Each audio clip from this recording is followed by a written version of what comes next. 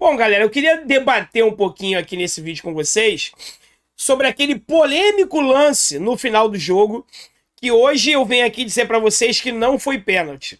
Não foi pouco pênalti. Foi muito pênalti. Foi um pênalti escandaloso. Um dos maiores pênaltis já cometido nessa edição do Campeonato Brasileiro.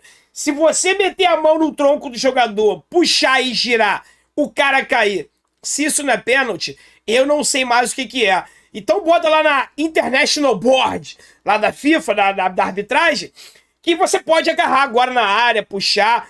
Ah, André, mas não foi o suficiente para cair. Como é que você sabe? Você tava lá? Foi você que foi puxado?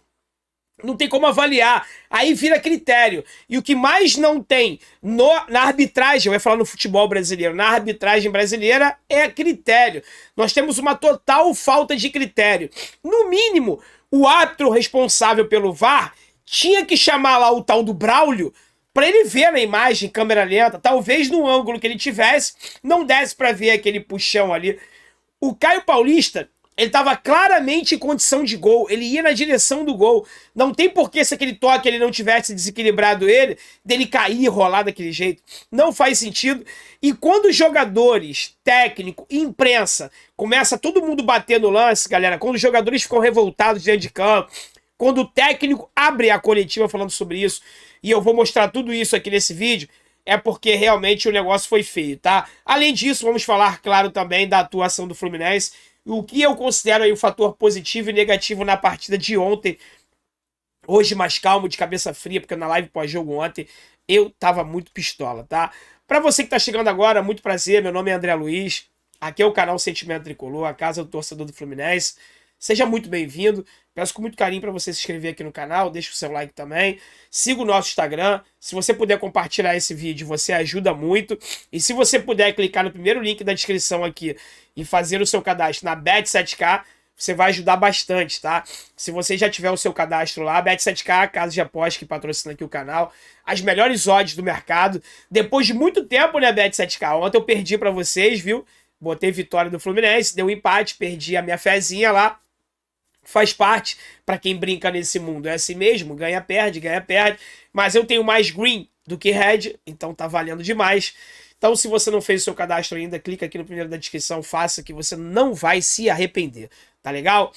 Vamos lá, galera, primeiro eu vou começar aqui colocando o lance do pênalti, claríssimo. Eu sei que vão ter muitos de vocês aí que vão dizer que não foi nada, que ele se jogou, que o toque não foi o suficiente para derrubar ele. Aí eu pergunto, como é que você sabe? Foi você que sofreu a força do puxão? Não tem como saber. É claro, nítido e evidente que o Caio Paulista foi tocado.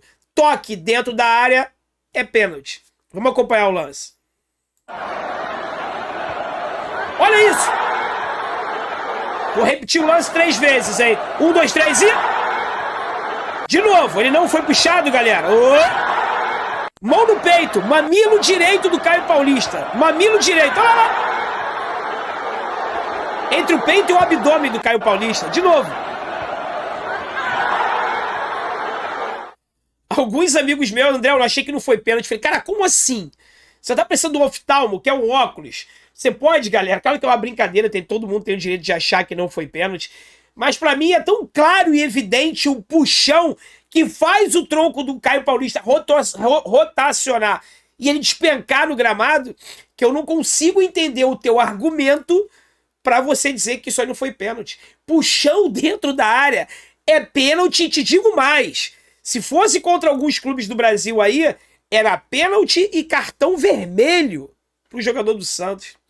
Esse lance aí tirou a nossa possibilidade de conseguir os 3 pontos.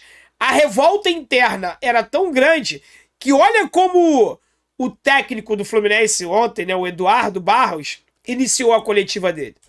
Eu gostaria de abrir a coletiva com mais um evento que mancha a qualidade do futebol brasileiro. É inadmissível que um espetáculo como o de hoje, um jogo de 2 clubes gigantes do futebol brasileiro, termine com a incompetência do VAR em gerenciar um lance que é de sua responsabilidade. Eu não quero nominar o profissional responsável pela decisão de chamar o Braulio para que, no mínimo, avaliasse a situação como uma situação de penalidade, que já está escandalosa, escancaradamente cravada como uma situação de penalidade, posta, inclusive, não só pelos torcedores, pelos jogadores, pela comissão técnica, mas pela própria imprensa, e definir, de uma forma muito triste e infeliz, o resultado do jogo como um empate. Para mim fica muito claro, quando um treinador, ele abre um profissional do futebol, né? Porque ele é auxiliar técnico do Fernando Diniz, mas ontem ele é o responsável por estar lá na beira do campo. Quando ele abre a coletiva dando ênfase a isso, galera, eles estavam de dentro do campo. A visão da arquibancada é melhor do que a nossa que estava em casa. A visão de dentro de campo, dependendo do ângulo, é melhor ainda. Então, assim, jamais esse profissional ele abriria a coletiva se ele não tivesse certeza do que ele estava falando. E óbvio que ele conversou com o Caio Paulista no vestiário, antes dele dar a coletiva, e perguntou: Caio, você foi puxado? E o Caio Paulista deve ter falado: professor, eu fui muito puxado, eu estava indo em direção ao gol, não tinha porque eu me jogar naquele lance, tá? Além disso, olha a reação de quem estava assistindo o jogo pela televisão, é jogador de futebol e está acostumado a sofrer lances como esse dentro de campo. Olha o que o Felipe Melo falou. O comentarista de arbitragem fala que tem um braço, mas esse braço não faz força, não. Isso. Pô, meu amigo, você é clubista, meu amigo? Você é clubista? Tem que falar mesmo. Ah, pelo amor de Deus. Pelo amor de Deus, no mínimo tem que ir no VAR, o mínimo. Aí, ó, não foi no VAR, não. O cara não foi no VAR, ó. Olha lá. Rapaz, não foi no VAR. Aí sabe o comentarista de arbitragem, tal de Sandro Meirahit? Ele falou que não foi nada também, não. Lá, no ar-condicionado, na televisão, falou que não foi nada, não. No mínimo, uma falta de respeito com o profissional, isso aí. Tinha que ir lá no VAR ver, pelo menos. Porque teve outras jogadas que não foi bosta nenhuma, o cara vai no VAR. Ah, pelo amor de Deus, pô. Um pouquinho mais de profissionalismo aí, gente. Um pouquinho mais de profissionalismo, pô. Pouquinho mais de profissionalismo, gente. Felipe Melo, jogador, tá acostumado a sofrer lances como esse dentro de campo. Olha a revolta dele. Então, assim, é revolta do torcedor que tá em casa, é revolta do técnico, jogadores dentro de campo, é revolta do jogador que não tá dentro de campo, mas tá acostumado a sofrer, a cometer. O Felipe Melo tá acostumado a fazer falta assim e sofrer faltas assim. E aí você vai continuar com a opinião que aquilo lá não foi pênalti, que não foi nada? Tudo bem. Se você quiser continuar com a opinião que não foi pênalti, é um direito seu. Pra mim, pênalti é escandaloso. É escandaloso e hoje o Fluminense deveria estar com o representante lá na CBF, exigindo o áudio do VAR. No momento que eu gravo esse vídeo não tem, pode ser que mais tarde ainda no dia de hoje saia, terça-feira, mas no dia, até agora, no momento que eu gravo esse vídeo, 1h da tarde, não tem o áudio do VAR, não tem imagens da cabine, não temos nada. Era o mínimo que o Fluminense tinha que exigir, seria o áudio e imagens da cabine do VAR desse lance, para saber o que eles falaram, tá? Ou seja, não tem critério nenhum, a arbitragem brasileira é uma vergonha. Uma vergonha. Falando rapidamente aqui do jogo, Fluminense, fatos positivos do jogo de ontem, tá? O Fluminense continua sendo, mesmo cansado com o desfalque do Manuel, sem o nosso treinador na beira do gramado, que isso faz a total diferença, o Fluminense continua sendo protagonista do futebol brasileiro. Amassou o Santos dentro da Vila Belmiro, teve mais posse de bola, mais finalização, 4 vezes mais troca de passe, mais escanteio, mais bola na trave, mais tudo, tá? Sofreu um gol sem querer no primeiro tempo, conseguiu a virada no segundo tempo, quando até se imaginava uma virada improvável. Naquele momento do jogo, o Fluminense virou o jogo em 2 minutos, 1 minuto, foi muito rápido, tá? No intervalo do jogo, o Fernando Diniz ele fez uma alteração. Eu vi algumas discussões aí em redes sociais de pessoas culpando o Marcão pelas substituições, culpando o Eduardo pelas substituições. Cara, você ou é inocente demais ou é mal intencionado. Não é possível que passe na tua cabeça que não foi o Fernando Diniz que estava comandando o time pelo rádio. A transmissão da TV mostrava o tempo todo o Marcão de fonezinho, Bluetooth e um rádio na mão. Ele estava se comunicando o tempo inteiro com o Fernando Diniz. Ou você acha que o Marcão teria peito, com todo respeito ao Marcão, de tirar o Lucas Claro e botar um volante ofensivo no time? Galera, essa substituição que quase deu certo, e não foi por causa disso que o Fluminense perdeu os 3 pontos, né? Perdeu 2 pontos, conquistou 1, deixou de vencer. Não foi por causa disso, pelo contrário. Essa substituição ousada, ele tem a cara e o carimbo do Fernando Diniz. Isso é óbvio, tá? Esse tipo de substituição eu não teria coragem de fazer nem no FIFA, jogando amistoso com o Alan aqui em casa. Tirar um zagueiro, deixar só o Nino de zagueiro, recuar o André ali quando o Fluminense estava sem a posse de bola, para fazer aquela função, para buscar a vitória no intervalo.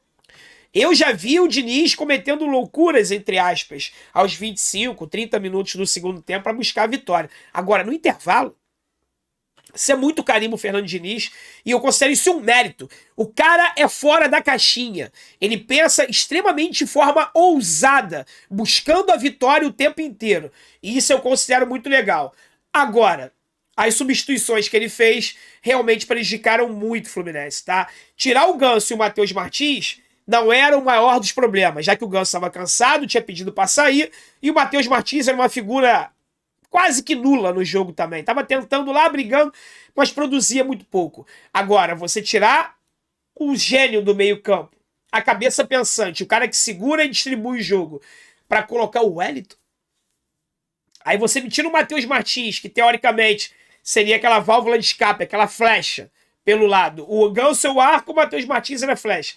Para colocar o David Duarte, o pior zagueiro do elenco, automaticamente você mandou um recado assim pro Santos, ó, vem pra cima que eu não quero mais a bola, quero ser atacado por você, tá?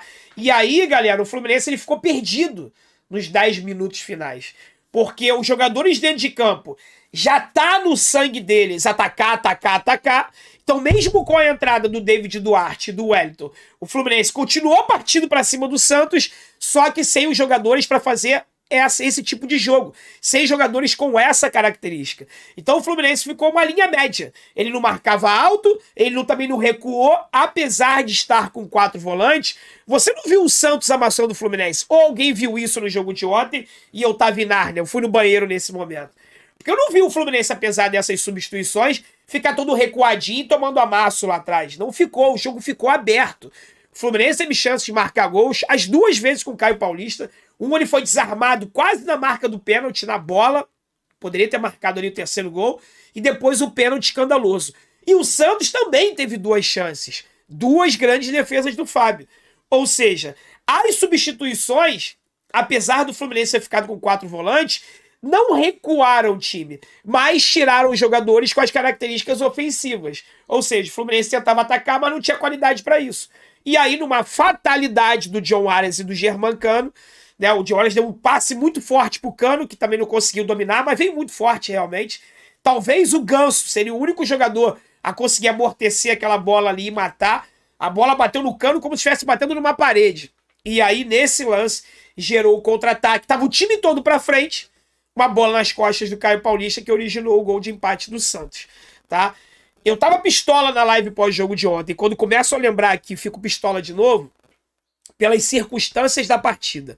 Empatar com o Santos fora de casa, numa circunstância normal, não é o fim do mundo. Assim como eu falei que empatar com o São Paulo lá não era.